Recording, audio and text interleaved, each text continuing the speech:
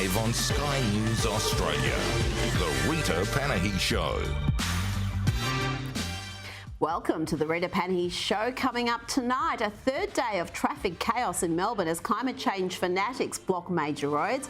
Labor lurching from one crisis to another. Can the Prime Minister steady the ship?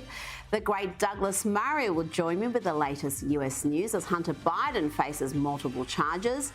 And was Channel 10's Project program promoting the sexualization of teenage boys at schoolies? We'll get to the bottom of that. And as always, plenty of lefties losing it. And later in the hour, the latest from our favourite satirical cartoon series.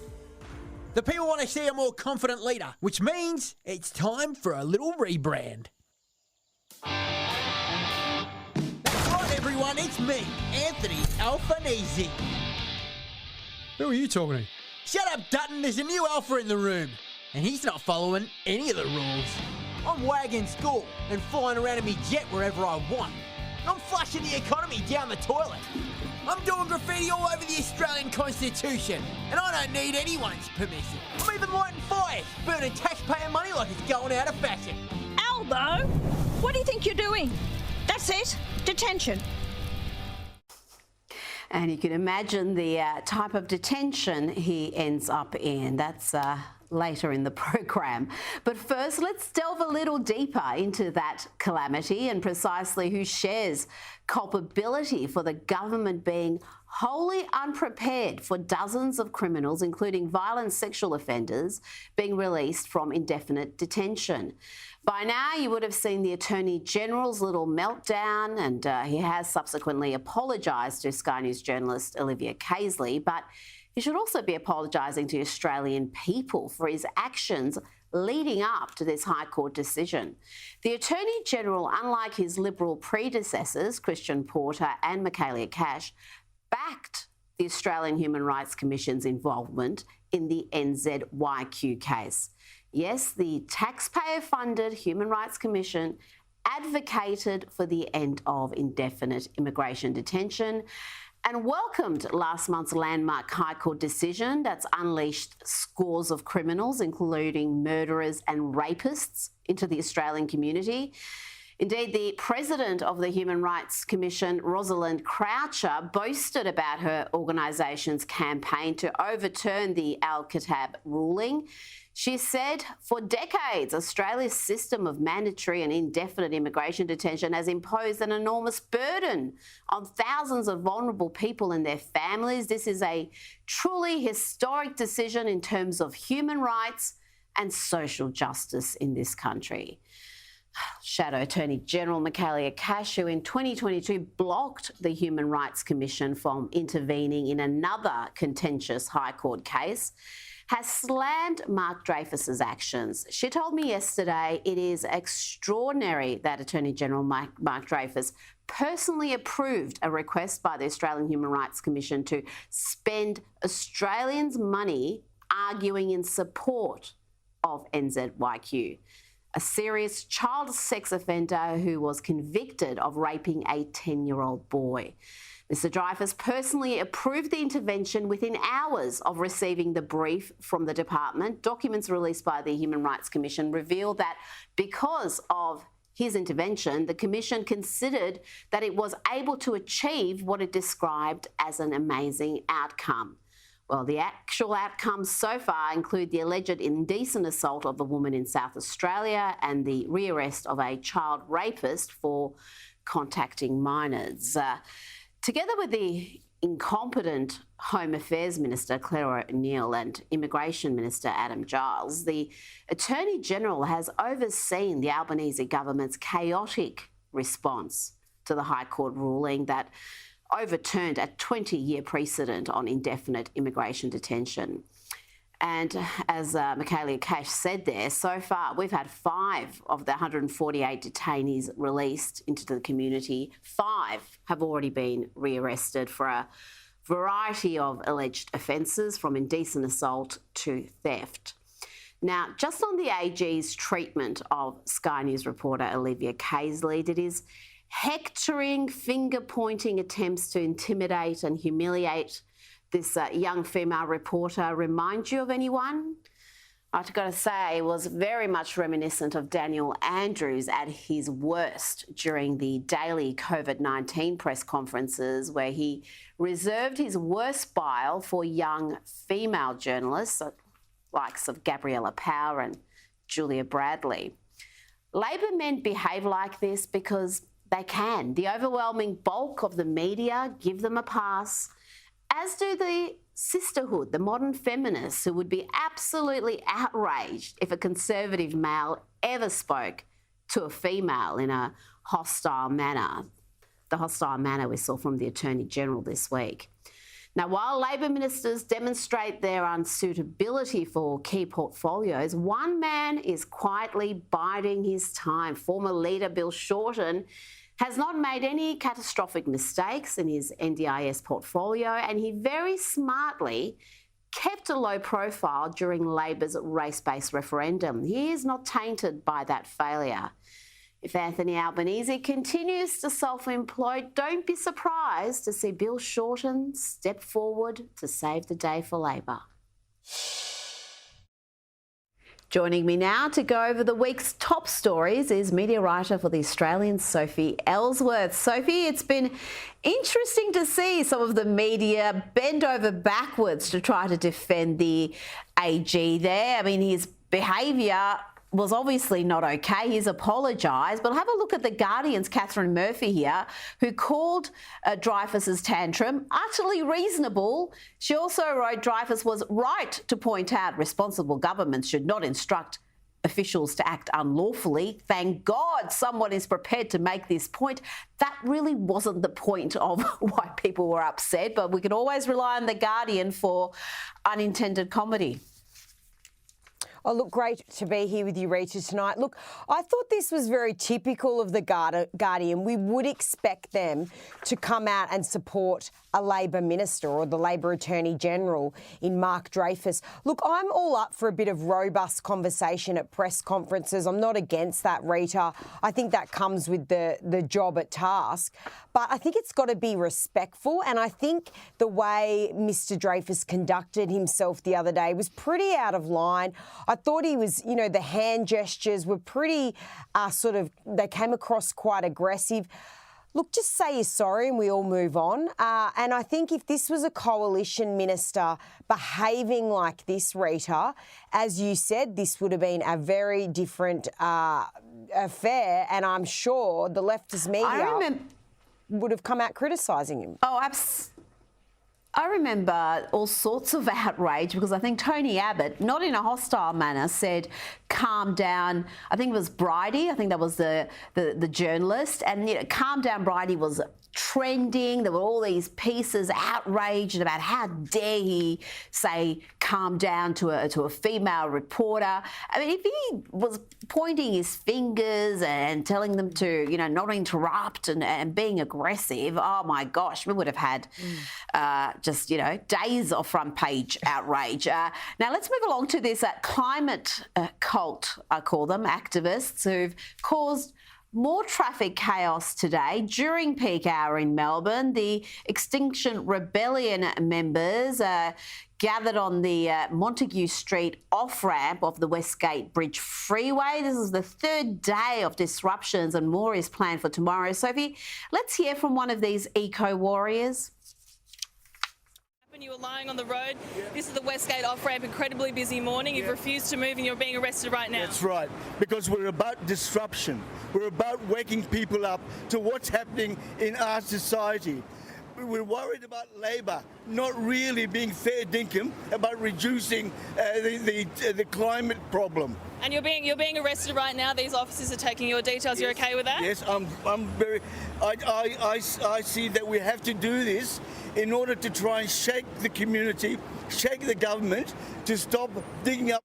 Oh, so if he went on and on and on, I mean, it's an early Lefties losing it content right there. But the sense of entitlement these eco-warriors have to interrupt people going to work during peak hour, going to appointments, people who've got lives to lead and jobs to fulfil, and they've got to deal with this day after day. Well, Rita, I will say this. I think it's a great thing in this country that we can protest. We can voice our views. I'm all for that. I think most of us would, if not all of us are for that. But when it comes to disrupting people's daily duties, people going to work, taking their kids to school, hospital, medical appointments, that is not okay. This is nothing short of disgraceful. And it was good to see the police there dishing out fines. But when the media goes down there, interviews them, they get the publicity they want, we're talking about it now. This is exactly what they want, Rita. But I am so against this disruption that they continue to cause. But it seems like they get a slap on the wrist and it's not enough to deter them. Now, let's talk about Adam Band. He was seen taking selfies and mingling with influencers at the TikTok Awards, Australian TikTok Awards. Let's have a look.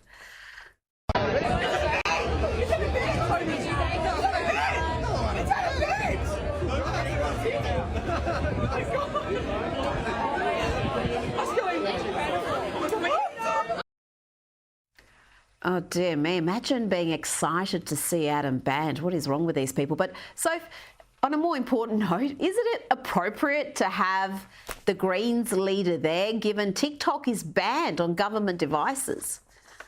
Well, I don't think the Greens would really care about that, Rita. Look, Adam Bant was obviously loving the moment. We had an ABC journalist there, Tony Armstrong, cozying up to him. That's not really a surprise to see that from the ABC. But I think Adam Bant should be focusing on reuniting his party that seems to have quite a few issues. They've got Lydia Thorpe always criticising them, the former Green senator. So I think they've got bigger problems to worry about than to be seen at a TikTok event trying to get selfies with Abby Chatfield and Tony Armstrong. Yes, very interesting company he's keeping there. Of course, Tony Armstrong signed that disgraceful open letter calling for news organisations to essentially treat Israeli authorities and Hamas the same when judging the merit of news stories and trying to corroborate stories. And I think Abby Chatfield's also banned Zionist from her programs. I doubt she knows what a Zionist is. But Sophie, before you go, I was very interested to see this story on a summer heat wave about to hit New South Wales. We've got certain scientists declaring this is going to be the hottest year on record, the hottest summer on record. Parts of the state are going to hit 40 degrees. But I like the reaction of this man. It's Australia. It's just not surprising that it's going to be 40 degrees in December. If it was June, it'd be a shock, I suppose. He's 100% right. It's Australia, it's summer. 40 degrees is not something to be particularly alarmed about, is it, Sophie? Rita, look, I'd love to see a grab like that on the mainstream commercial radio, commercial television stations on the news or on the ABC. I don't know if they'd run a clip like that, Rita. Well, that is, I think, the opinion of most sane people when they hear all this catastrophist news about a heat wave in summer. It's Australia, it's summer. If it's not hot, there's a problem. Goodness me. Sophie Ellsworth, always a pleasure. Thank you so much for your time this evening. Thanks, Rita.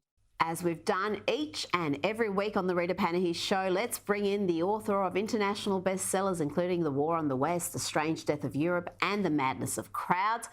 Douglas Murray, it's been wonderful to speak with you throughout the year and for this last time in 2023, but we'll have you back in 2024, whether you like it or not. You're coming back, Douglas.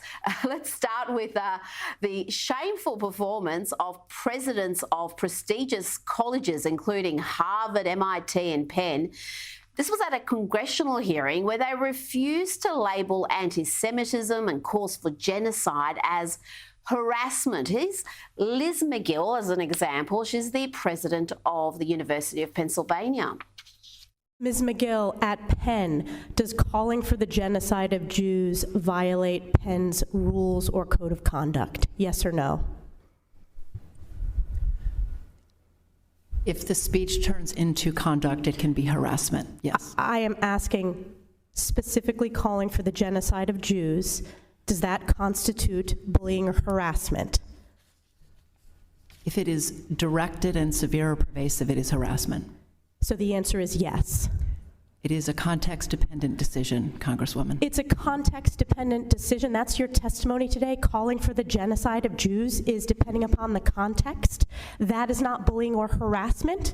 This is the easiest question to answer yes, Ms. McGill. Douglas, it is the easiest question to answer yes to. How did we get here where universities are so openly hostile to mainstream views, like, I don't know, believing there are only two genders, but calling for the genocide of Jews needs further context? First of all, it's the result, as the Israeli president told me in an interview yesterday, of decades of moral rot in the universities. As you say, Rita, these are places where people have lost their jobs because they've identified the fact of biological sex and haven't been willing to lie about it. These are institutions that have banned, for instance, members of the Trump administration from speaking on campus. These are institutions that have spent years telling us all about microaggressions, which don't seem to care very much about the biggest form of aggression imaginable, genocide, who've told us all about, hurty feelings and the importance of stamping out hate, and who can't condemn the most obvious and evil and prominent form of hate in history when it's put to them in Congress. I mean, none of these people are fit for purpose.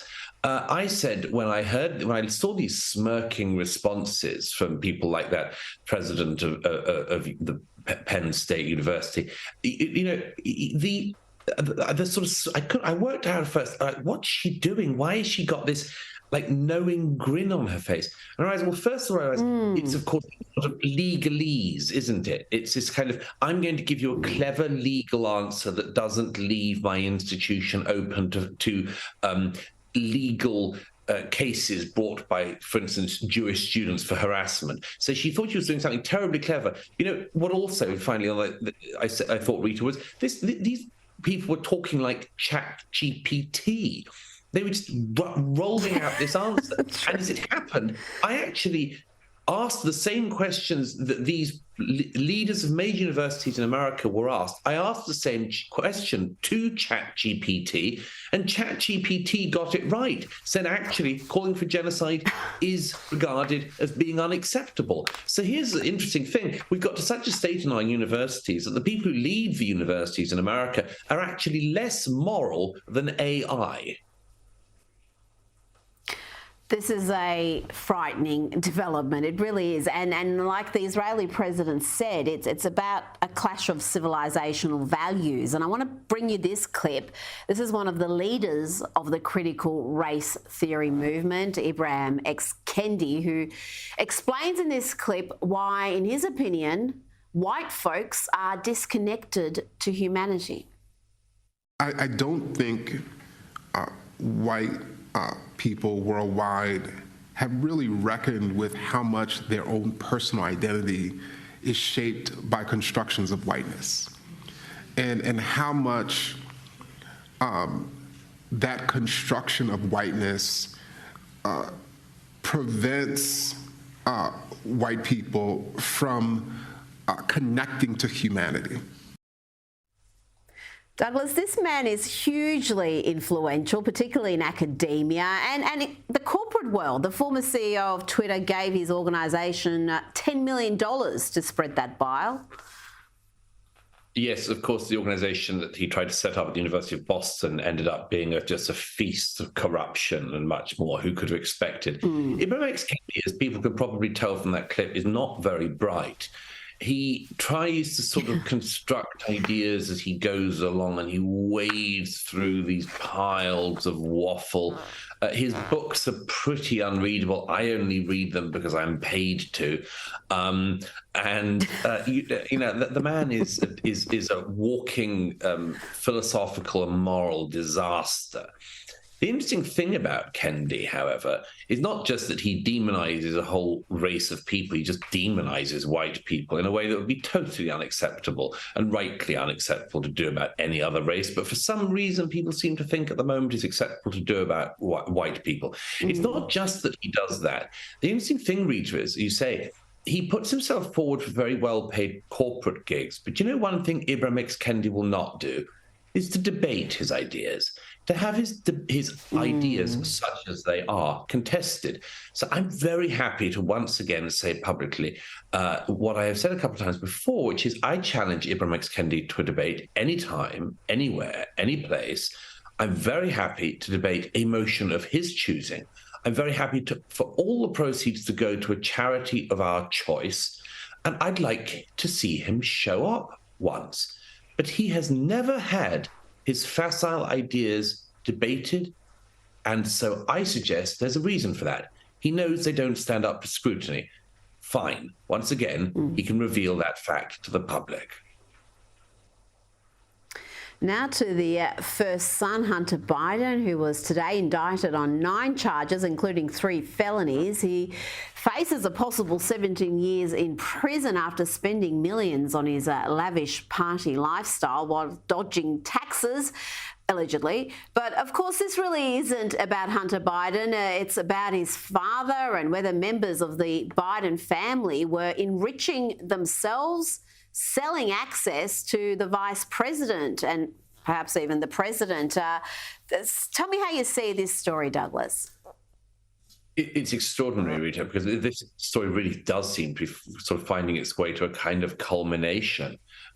For years, the problem with the Hunter Biden story has been firstly that it was suppressed. Of course, the New York Post's Twitter account, Facebook accounts, others were suppressed when they revealed the first stash of information from the famous laptop. So the first thing is there's always been this attempt to cover up the story. But the second, in a way, even bigger follow-on from that is why is the first son apparently immune from things that would be crimes if anyone else carried them out? Other people aren't allowed to not pay taxes. Other people aren't allowed to wave a gun they don't have the right to own around on video and sort of boast about it. They're not allowed to smoke crack and just sort of, photograph themselves doing it. And never mind the influence. That's even before you get to the influence peddling. There's just stuff that he's got away with, which most Americans say, we wouldn't get away with that. And so that plays into this two-tier justice system fear. But the real thing, as you say, Rita, is the influence peddling, where all of the millions came from to fund this lavish lifestyle. Joe Biden has spent a life in politics in America that can make you moderately rich. It cannot make you fantastically rich unless something else is going on. Oh, there is so much to uncover there, and I do wonder if we're ever going to get to the bottom of precisely how much they got, the manner in which they got it, and where the money went. Did 10% or more go to the big guy, the now president? Now, before you go, you wrote a fantastic must-read piece for The Spectator about the UN and Israel. Why is the UN, Douglas, the premier forum for Israel bashing? As I say at the beginning of the piece, Rita, as you know, there was an old joke that the UN should have a football team. And the reply was, well, who on earth would they play? And the answer is Israel, obviously. The UN has, for about 50 years, been the world's premier anti-Israel institution. In 1975, it passed the notorious resolution claiming that Zionism is racism, which is just, people should go and see the responses of the, another thing, it reminds you of a better era of Democrat politics. Democrat Senator Daniel Patrick Moynihan, who was the US UN ambassador at the time, lambasting that legislation. But in the decades since, it's just got worse.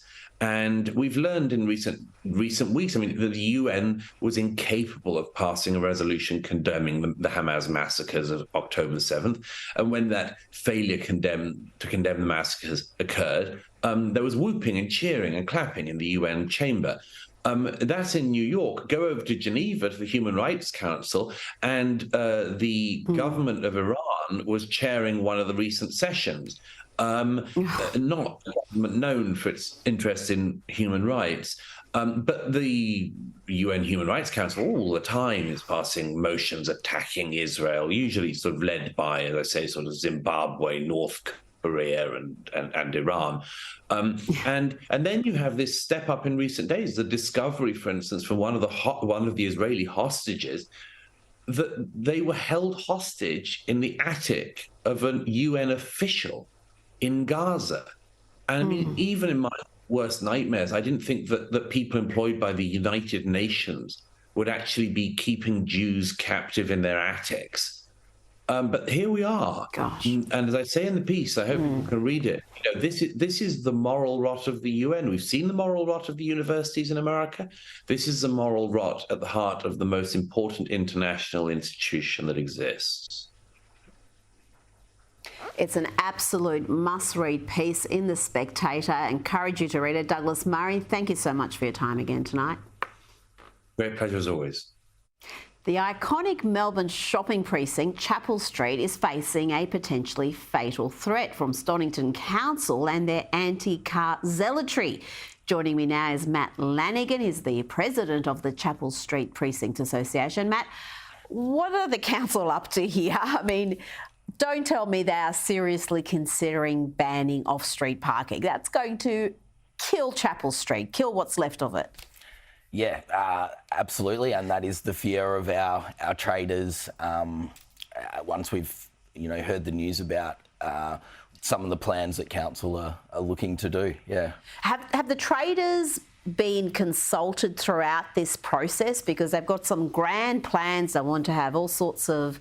What do they want to do? They want to get rid of off-street parking and put in trees and bike lanes and basically... Yeah. Things that are completely not appropriate for Chapel Street. You go there to shop. You don't want to be cycling home like some freak holding 6 bags. You want to go out for a nice dinner. Yeah. You're not going to be cycling to dinner. It just seems to be completely at odds with what the area is. Correct. And look, the traders haven't been consulted directly. The CSPA do have a seat at the planning table through working groups, and through the latest working group, we've learnt of what these plans look like. There's little models drawn up of each precinct, Windsor, Paran, South Yarra and Forest Hill, and they're trying to create unique identities for each of them. And in the modelling, you have little trees and little bike racks that you can put over car parks and see what the street would look like in these plans. So this is where it's coming from. The association has told the traders, and now the traders are up in arms. Well, I can understand why they're up in arms. Chapel Street isn't what it used to be. It had a golden era, but it's still a go-to destination, and this is going to kill it if they actually follow through and implement this. Who's pushing for this? Who's pushing for this? So in the working groups, it's clear that there's an overrepresentation of cycling groups, cycling lobbying groups. The planning is a greenwash. It's very, utopian Havana Oasis style of wording. And all we want to see is a business case. We want to see like a full parking retail impact study done. We want to see that we won't be looking at the mistakes that have been made in Bridge Road, in Ackland Street, in Fitzroy Street, even Oxford Street in Sydney. Like, you've seen what's happened in Ackland Street, and I think it would be even worse in Chapel Street, particularly when you look at the length of the street and how much they want to impact each area. It's not going to just be a little space. It's going to be from Alexandria down to Dandenong, from what I understand. That is. Now, you've started a petition. Yes. Where can people go and make their voices heard and hopefully get through to the council? Sure. So the kind people at Council Watch Victoria have set up a petition on change.org. So you can go to the Council Watch Vic Facebook page. There's a link there. Council Watch Vic on Facebook. Click the link there. We're calling on any residents, locals, lovers of Chapel Street that don't want to see the death of Chapel Street to sign the petition before the end of next week so that we can get it into council before the end of the year and make an influence on this plan. We've seen what this anti-car zealotry has done to the Melbourne CBD. That's another area that's been impacted. Let's not wreck Chapel Street as well. Matt Lanigan, thank you so much for your time this evening. Don't go anywhere. Still to come, the project scrambles to take down an interview where they made, predatory porn seem like a great idea. I'll be discussing that next with Rachel Wong.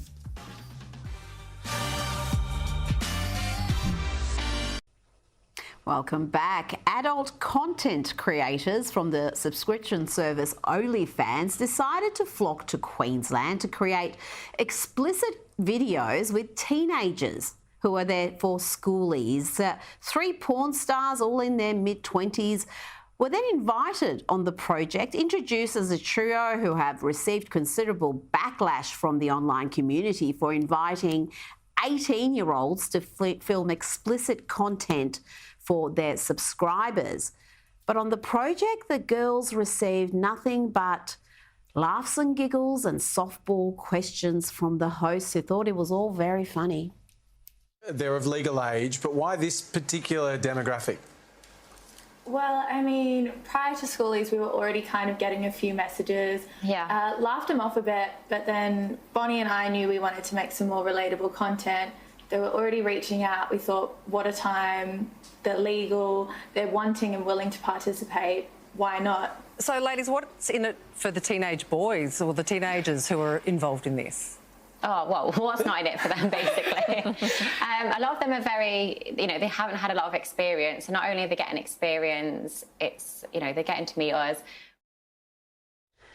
Joining me now is Rachel Wong, CEO of Women's Forum Australia. Rachel, the project has now removed that video. They were quite proud of it. It was tweeted out, but it's since been deleted. Tell me why they've taken that action, firstly. Well, I can only assume, Rita, that many Australians were as disgusted as I was, and they received a huge amount of public backlash online and have realised that actually the interview wasn't a good idea. Now, we call it OnlyFans and adult content, but this is essentially porn, isn't it? So explain to the audience what OnlyFans is, because I think our demographic probably isn't across the detail of OnlyFans. Yeah, so OnlyFans is basically a site where people can upload videos online, sexual content for people to watch and earn money from it. And the project's interview was basically a free promo for pornography and prostitution and the predatory sexual exploitation of young people and grooming teenagers into the sex industry. They allowed the woman to talk about the huge amounts of money they were apparently making, apparently as much as $30,000 in 24 hours, without actually mentioning the fact that most OnlyFans creators don't even make a living wage, let alone get rich. And they allowed them to also legitimise what they were doing by talking about how it was both legal and consensual. Well, I'm sorry, just because something is legal doesn't make it ethical. And I'm also, quite frankly, sick and tired of this obsession with consent at the exclusion of all else. Yes, consent is indispensable when it comes to sex, but it is not the only consideration. And to pretend that it is, to pretend that anything goes from hookup culture to making pornos fresh out of high school without discussing the consequences is incredibly damaging to our culture and especially to our young people. Well, yeah, to have adult porn stars, which is essentially what a lot of these OnlyFans creators are, the ones who are actually making money, preying upon teenage boys who are on the Gold Coast for schoolies. I mean, if it was the other way around, if we had 3 men sitting there recruiting young girls for Girls Gone Wild type videos and finding content at schoolies, I mean, the cops would be called. People would be outraged.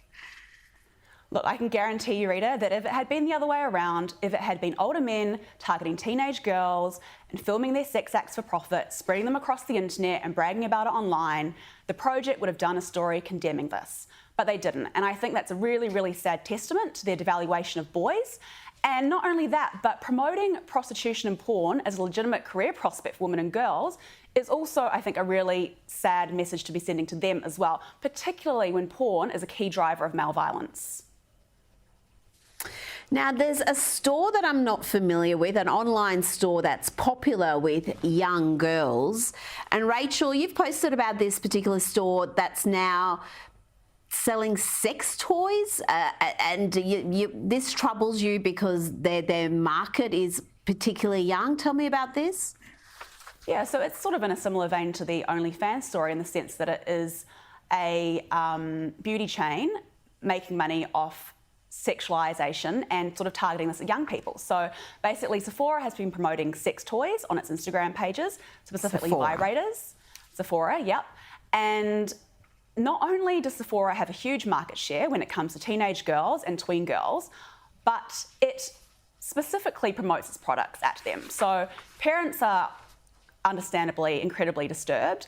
And not only is the marketing of sex toys on its Instagram pages where it knows young girls will be watching disturbing, but the fact that it actually links to pages which then go on to talk about explicit sexual acts, things like polyamory and gender identities, which are incredibly inappropriate for children and teenagers.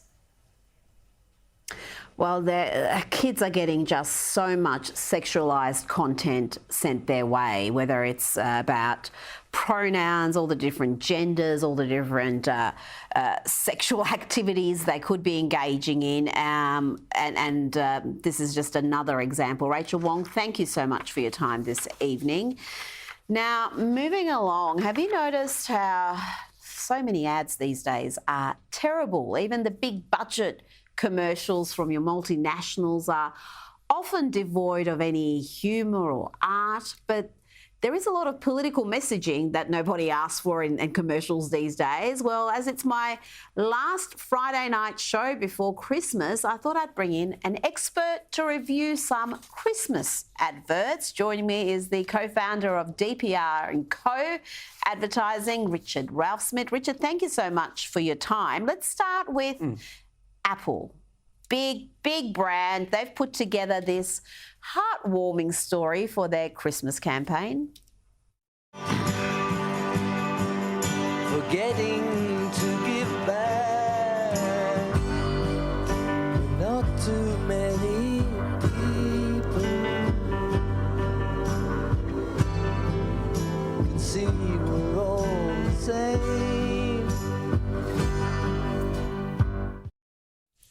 Well, it's lovely, it's cute. I'm not exactly sure what's happening, but where's the Christmas there? It seems to be a very subtle Christmas. Well, the funny, look, it's a 3.5-minute short film, Rita, so you've got to have the time to sit through it. But if you do go through it, it's actually a really nice, warm film. It shows these two people whose hearts soften during the Christmas period. They start off a little bit mean, and then you see how this sort of Christmas spirit works upon them. And they end up with a really kind, loving, Christmas spirity type of message at the end. The only problem is that it then finishes with the line, "You make the holidays," as if Christmas had nothing to do with it at all. So they don't even have the courage to say Christmas. I just find that troubling, and I find that prevalent in Australia particularly, because I think Christmas still in America is a big deal, and people aren't scared to say the word. Here there seems to be are we excluding anybody? Now let's look at a local ad. I think we've got here Telstra. Here's a taste of what they've put together.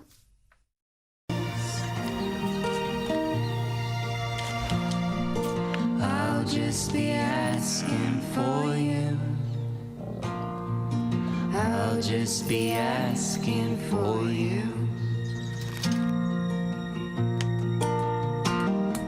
Hello? Santa?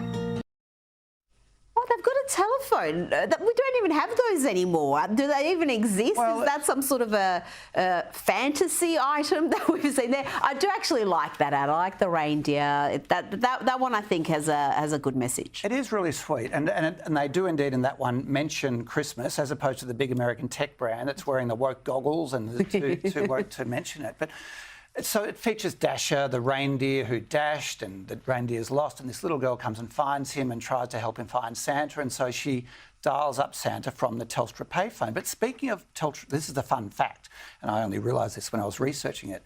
She dials the number #HoHoHo. And if you dial #HoHoHo from any Telstra payphone, you actually apparently get to speak to Santa himself. Okay, now everyone's going to go looking for payphones, which don't exist. But if you find a pay, it's like #HoHoHo, and then you will get a Santa. So I'm told. You know what? I'm going to do that myself. That's fantastic. Now, let's have a look at an ad by Aldi. They're quite often known for their unique marketing. Let's see what they did for their Christmas campaign.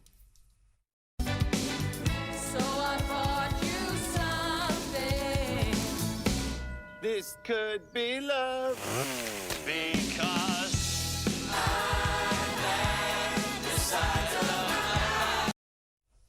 Okay, what do you make of that? It is unique. It is unique. They actually didn't show in that little clip there the weirdest part of it. But so Aldi are... It got weirder? It got weirder than that. Oh, no. Yeah. Aldi are really well known for making interesting, creative ads. Their line is good, different.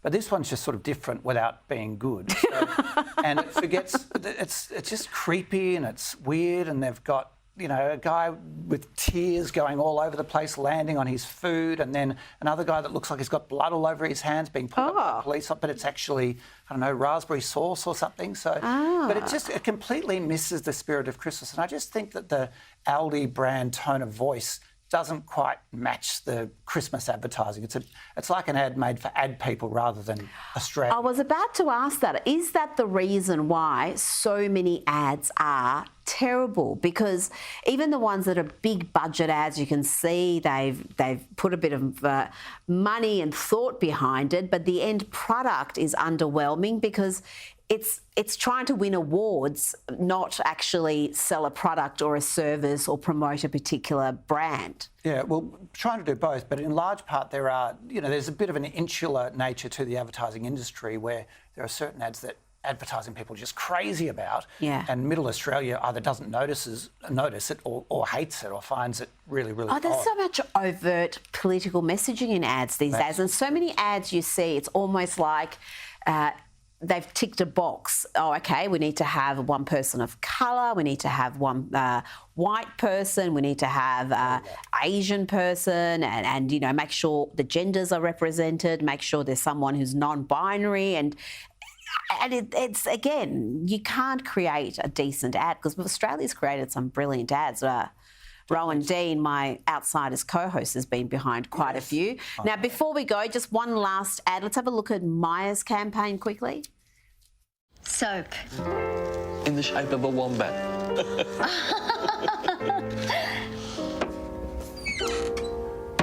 Yep, I'm a re-gift. How's that? Been handed halfway around the country. Didn't I give you this last year?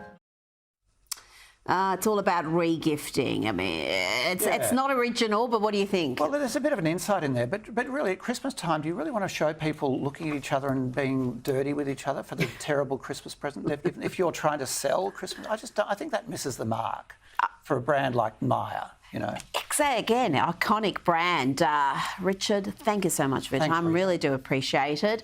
Don't go anywhere, because next segment, I'm devoting the whole segment to Lefties losing it. We're going out with a bang, yes. Now it's time for Lefties losing it.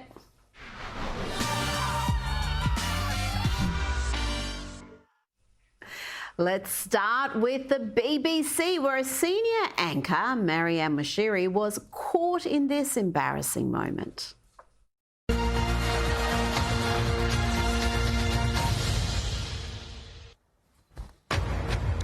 Live from London, this is BBC News. I feel bad for her, really. Who hasn't done that? Now, let's go to this dude, this lefty who really loses it. He's firstly trying to silence those that disagree with him, but then his anger intensifies after a accidental misgendering. I will not stand up for this. For other people having ideas that disagree with you? Are your ideas so fragile that you can't stand if someone disagrees with you? I'm serious. I know, even if you're right and she's wrong, she has a right to speak. So Yeah. you can't Yeah, just but trap like, on someone. If my ideas are do so... the Nazis have a right to speak when they are wrong and I am right? If my ideas when are they so rounded Hey, people stop like yelling. me up Stop and threw yelling. us in concentration camps. No one Yes. is talking. Do not yell at me, sir. That's rude. Okay, we need to go. You cannot call her sir. Oh dear. Now, this shocking example of anti-Semitism from lefty heartland, California. Now, look at these three woke morons blocking a Jewish woman from using the restroom. Bathroom. We've given you all your food. I want to go You've into the eaten, You're holding restroom. up. All right. Also, currently, this is a private property. I want to go into the restroom. I do need you to leave. I know Israel loves taking private property and saying it's their own, but we gotta head. You're not going to let me You're go also into the misgendering restroom? them, so I need you to leave. I want you to go into the restroom. I need you to leave, please. I was patron here, and I have a right to go into the restroom. And we have a right to I'm refuse asking you to service. leave. As you heard, she was a customer at the eatery and she wants to use the bathroom, but this trio of freaks is physically blocking her. Why, because of the war in Gaza, or is it something else? And why you're not letting me in? Because this is what you're Yeah, doing. yeah, Please. yeah. History didn't start in 1948, lady. Free Palestine. Now, Free Palestine. It's always. Please leave. Thank you. It's always. Yeah, great. We love it. Thank you very much. So that's why they didn't want her in that restroom, because she would record the anti-Semitic words scrawled on their bathroom, but possibly by the staff, judging by that reaction, saying Zionism is fascism. Now let's go to the White House, where this absurd question was posed to Corinne Jean-Pierre.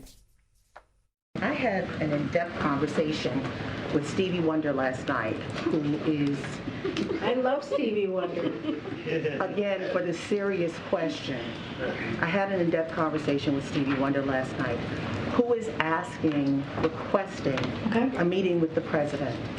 He's very concerned about the black agenda falling along the wayside and issues like laws of 50 years ago that are now being abolished or gutted, to include issues like the Voting Rights Act, what happened in Arkansas last week, affirmative action, Supreme Court, as we've seen it, ban on books, and he's also even brought up issues of the Congo. I mean, why is she wearing a mask to begin with? Is she really asking and referencing her in-depth conversation with Stevie Wonder about the Congo? That was April Ryan, who manages to be more ridiculous than Corinne, and that's no small feat. She's the same lefty clown who accused Trump's press secretary, Sarah Huckabee Sanders, of faking a pie picture, the pecan pie. It was a big controversy. She was wrong. That was a real pie. But we've got one last lefty losing it for you. It's a lefty that we like, though. So he's not losing it, he's making sense. Let's go to Ma. Let's get this straight. It's not me who's changed. It's the left, who is now made up of a small contingent who've gone mental and a large contingent who refuse to call them out for it. But I will. That's why I'm a hero at Fox these days.